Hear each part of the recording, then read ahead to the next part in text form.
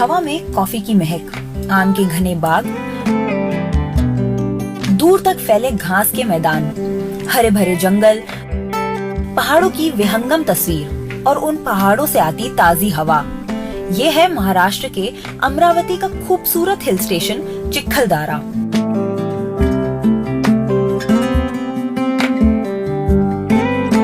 नागपुर से करीब 200 किलोमीटर दूर चिखलदारा की समुद्र तल से ऊंचाई है 1118 मीटर।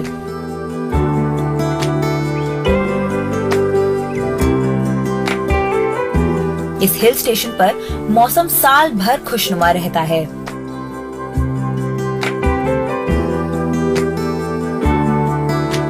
अमरावती से 3 घंटे की दूरी पर चिखलदारा विदर्भ का एकमात्र हिल स्टेशन है और हफ्ते के अंत में घूमने के लिए आने वालों की पसंदीदा जगह।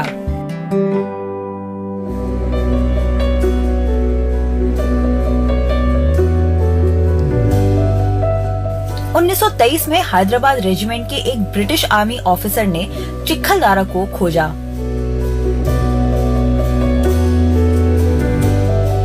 यहाँ के हरे भरे जंगल, यहाँ की आबो हवा उसे अपने घर की याद दिलाती रही। ब्रिटिश राज में इसे महाराष्ट्र का इंग्लैंड भी कहा जाता था।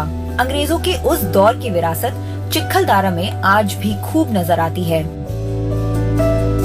जैसे ब्रिटिश दौर के बड़े बड़े बंगले जो अब फॉरेस्ट रेस्ट हाउस बन गए हैं। अंग्रेजी नाम के कई खूबसूरत कॉटेज यहाँ आपको दिख जाएंगे। ये सब चिखलदारा की उस पुरानी दुनिया को यहाँ अभी भी बनाए हुए है। चिखलदारा में अंग्रेजों का बनाया फॉरेस्ट पार्क सैलानियों का एक प्रमुख आकर्षण है। यहाँ बच्चों के लिए कई खास चीजें हैं और उनमें से सबसे खास है ये टॉय ट्रेन। बच्चे ही नहीं, बड़े भी इसका खूब लुत्फ उठाते हैं। ये टॉय ट्रेन पुरानी जरूर है, लेकिन अब भी अच्छी हालत में है और सैलानी शान से इसकी सवारी करते हैं।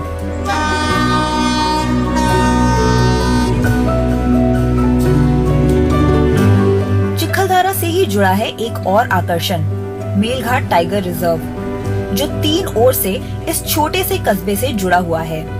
1500 वर्ग किलोमीटर से ज्यादा इलाके में फैले इस टाइगर रिजर्व के अंदर जाने के कई रास्ते हैं, जहां सैलानियों के लिए सफारी पॉइंट बने हैं।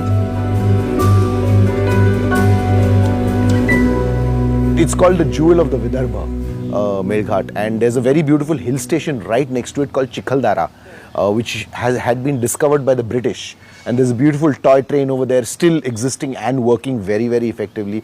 They've got a beautiful garden over there where the toy train is, and they've also got a wildlife rehabilitation center. Chikhaldara and Melghat are two twin things which you can do in definitely one trip.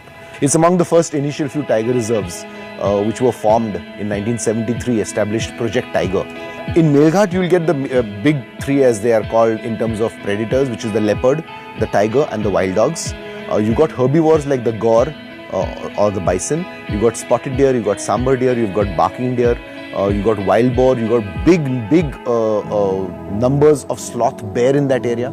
Very different habitats, so lots of different kinds of flowering plants, and it's got a beautiful river winding through it. The river is called Sipna.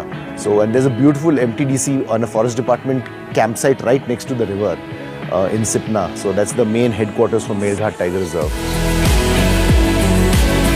1973 में project tiger के तहत Melghat reserve शुरुआती tiger reserve में से एक था। यहाँ आपको बाइसन भी मिलेगा, स्पॉटेड डियर, बार्किंग डियर और स्लॉथ बियर भी। पक्षियों और फूलदार पेड़ों की यहाँ कई प्रजातियाँ हैं। इस जंगल से होकर सिपना नाम की एक खूबसूरत नदी गुजरती है।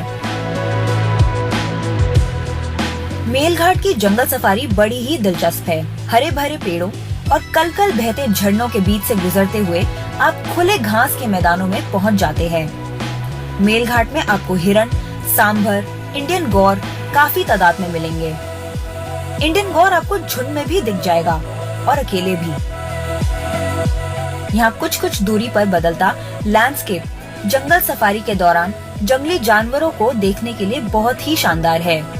यहाँ आपको सूखे पर्णपाती जंगल भी मिलेंगे, खुले घास के मैदान, पहाड़ और पठार भी, सब कुछ आसपास।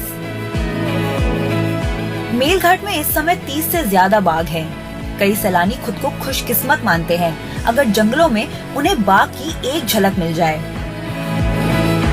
ये ड्राई डेसिडियस फॉरेस्ट में आता है। मेजरली डोमिनेंट जो स्पीसीज है वो टीक है, लेकिन उसके अलावा यहाँ पे टीक के अलावा भी यहाँ पे ग्रासलैंड बहुत अच्छा से डेवलप हुआ है। तो यहाँ पे ग्रासलैंड स्पीसीज जो होते हैं, जो हम बाइसन्स कह सकते हैं, सांबर है, उसके बाद स्वैम्प डियर भी है, और ये तो मेजर स्पीसीज़ है। उसके अलावा सबसे पीक प्रेडेटर जो कहते हैं वो टाइगर यहाँ पे इम्पॉर्टेंट स्पीसीज़ है। उसके अलावा यहाँ पे हम कह सकते हैं लेपर्ड भी है वहाँ। उसके बाद जो मैमल, छोटे मैमल्स है, उसमें पोर्क्यूपाइन है, पेंगोलिन है। मेलघाट सैकड़ों किस्म के पंछियों का भी बसेरा है। दुर्लभ फॉरेस्ट आउलेट भी यहाँ है, जिसे कुछ समय पहले तक यहाँ लुप्त मान लिया गया था। मेलघाट के पर्णपाती वन फॉरेस्ट आउलेट का घर है। देश में बहुत ही कम जगहों पर ये दुर्लभ पंछी देखने को मिलता है।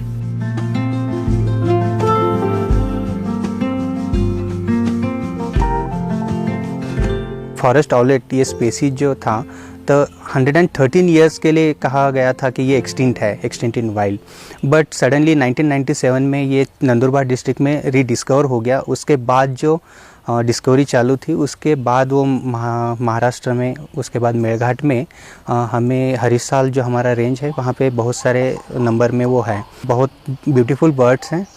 उसके आइज़ के लिए उसका पोचिंग वगैरह होता है, तो उस because of that and habitat destruction वो एक्सटिंक्ट हो गया था।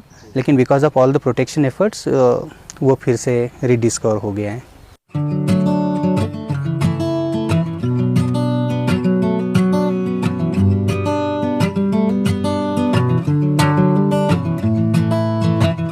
आप चिखलदारा, हरिसाल, सेमादो और शाहनूर से होकर मेलघाट टाइगर रिजर्व के अंदर पहुंच सकते हैं।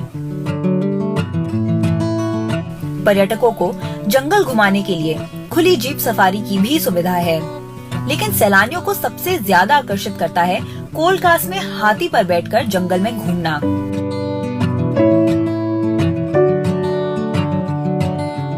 वन विभाग के इन हाथियों पर सवार हो आप जंगल को करीब से निहार सकते हैं। झाड़ियों और बांस के झुरमुटों से गुजरती ये शान की सवारी आपकी यात्रा को यादगार बना देती है। हाथी सफारी अब पूरे महाराष्ट्र में तो कहीं भी नहीं है, सिर्फ मेलघाट में है। हाथी पर बैठने के बाद में एक महाराजा टाइप फीलिंग आता है। और जिप्सी सफारी में जो है वो काफ़ी लंबा जंगल घुमाते हैं, पर हाथी सफारी पे क्या है कि हम 1-1.5 किलोमीटर का एरिया घुमाते हैं और कोलकास के एरिया में ही घुमाते हैं। क्या है कि आजकल लोगों के पास में हाथी तो नहीं है, तो हाथी पे बैठने का मज़ा आ जाता है उसमें। जंगल घूमकर आप वहीं लौटते हैं जहां से आप निकले थे। यहां से लौटने से पहले हाथियों की सलामी लेना ना भूलिएगा। जंगल से लौटे इन हाथियों को शाम को खाने में रोटी और गुड़ भी दिया जाता है। कोलकास में आप इस विशाल और खूबसूरत जानवर को करीब से महसूस कर सकते हैं।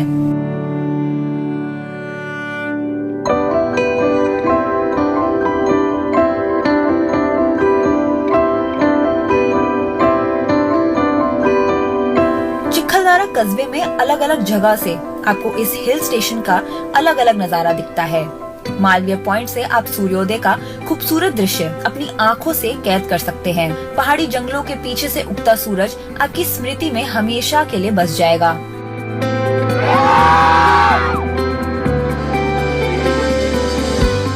सूर्योदय देखने के लिए आप मोजारी पॉइंट भी जा सकते हैं और देवी पॉइंट भी। ऐसे कई सारे पॉइंट्स है, 5-6 पॉइंट है, वो सब जगह पे देखें। वो कई जगह पे आप जो नाम बोलते हैं वो रिटर्न आता है, ऐसा भी पॉइंट है, तो सब बढ़िया लगा देखने में।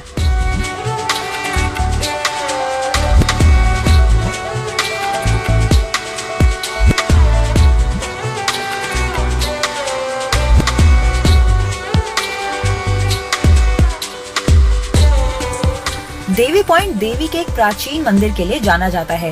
ये इस इलाके की सबसे आराध्य देवी का मंदिर है।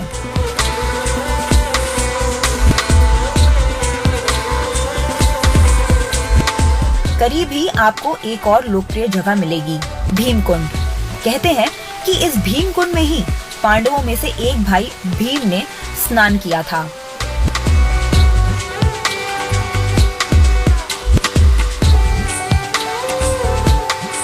लोकल हिस्ट्री के वजह हिसाब से ये किला महाभारत तक पीछे जाता है। वो लोग बोलते कि ये विराट राजा की राजधानी थी और विराट राजा के पास जब ये पांडव गए थे तो भीम ने कीचक का वहाँ वध किया था, तो इसीलिए वहाँ जो वैली है ना उसको वो कीचक दरा बोलते हैं। दरा मतलब वैली, कीचक दरा।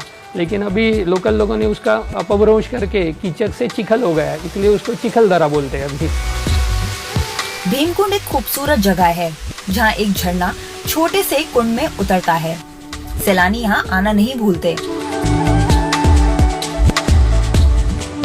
हमारे विदर्भ के लिए हमारे एक शान है चिखलदरा। यहाँ जैसे सीमाडोह है जो डाउन में आता है, चिखलदरा हिली एरिया है। काफ़ी सारे डिस्ट्रिक्ट के और विदर्भ के लोग यहाँ पे हमेशा आते हैं। एक रिलैक्सेशन के लिए पॉइंट अच्छा है। अमरावती डिस्ट्रिक्ट के जो है ना वो पास के जो भी गांव के लोग हैं वो ज़्यादातर के बाहर गांव घूमने नहीं जाते, तो उनके लिए हिल स्टेशन अगर कहें महाराष्ट्र का महाबलेश्वर, तो अमरावती के जो लोग हैं उनके लिए महाराष्ट्र के ये हिल स्टेशन चिखलदरा महाबलेश्वर कह सकते हैं।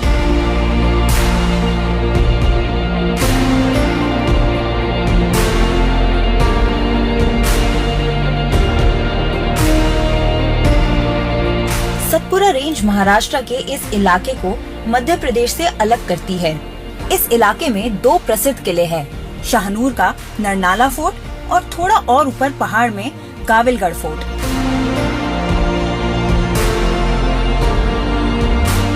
नरनाला फोर्ट को शाहनूर फोर्ट भी कहा जाता है। इसे मूल रूप से गोंड राजाओं ने बनाया था, लेकिन हिंदू राजपूत राजा राव नरनाल सिंह ने इसकी ठीक से किलेबंदी की। राव नरनाल सिंह राजस्थान से यहाँ आए थे।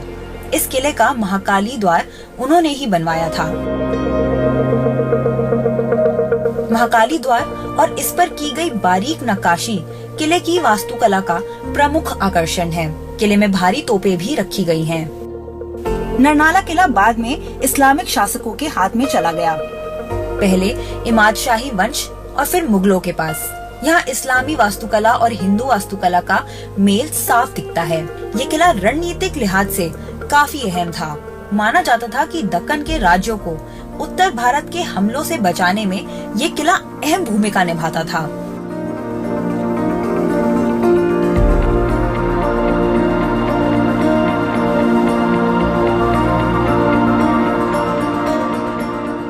गाविलगढ़ किला भी दक्कन का द्वार माना जाता था।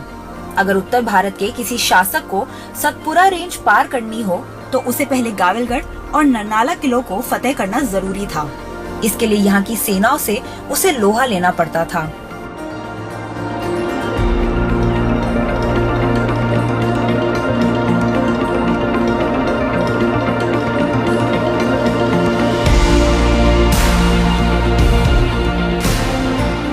गाविलगढ़ किला बहमानी सुल्तान अहमद शाह ने 1425 में बनवाया था। ये बेरार की राजधानी रहा, लेकिन जब बहमानी साम्राज्य बिखरना शुरू हुआ तो ये किला इमाद शाही वंश के हाथों में चला गया और उसके बाद निजाम शाही वंश के पास। सन 1600 में मुगलों ने इस पर कब्जा कर लिया, फिर 1744 में मराठाओं ने इस पर कब्जा किया और अंत में 1803 में ये ब्रिटिश सेनाओं के हाथ में आ गया। ये इतिहास बता रहा है कि रणनीतिक तौर पर इन दो किलों की क्या अहमियत रही होगी। अगर नॉर्थ से अगर साउथ में आते हो तो बीच में आपको सातपुड़ा रेंज क्रॉस करनी पड़ती है और इस सातपुड़ा रेंज क्रॉस करने में मतलब उसी लाइन पे नरनाला और गाविलगढ़ नाम के दो बड़े बड़े फोर्ट हैं। ये इमाद शाही की कैपिटल थी गाविलगढ़ किला। बाद में ये किला निजाम शाही डायनेस्टी ने कैप्चर कर लिया। निजाम शाह के बाद ये किला अकबर ने ये किला जीत लिया था। मुग़लों ने आके ये किला जीत लिया था। मुग़लों के बाद नागपुर के रघोजी भोसले नाम के थे, ये रघोजी भोसले मराठा थे, इन्होंने ये किला जीत लिया और बाद में आखिर में ब्रिटिश लोगों ने ये किला कैप्चर कर लिया था। एक शार्दुल दरवाज़ा नाम का दरवाज़ा है, उसके ऊपर खजूर के पेड़ का डिज़ाइन बनाया है और एक गंडभेरुंडा नाम के पक्षी का शिल्प है। गंडभेरुंडा मतलब दो सिर वाला गरुड़।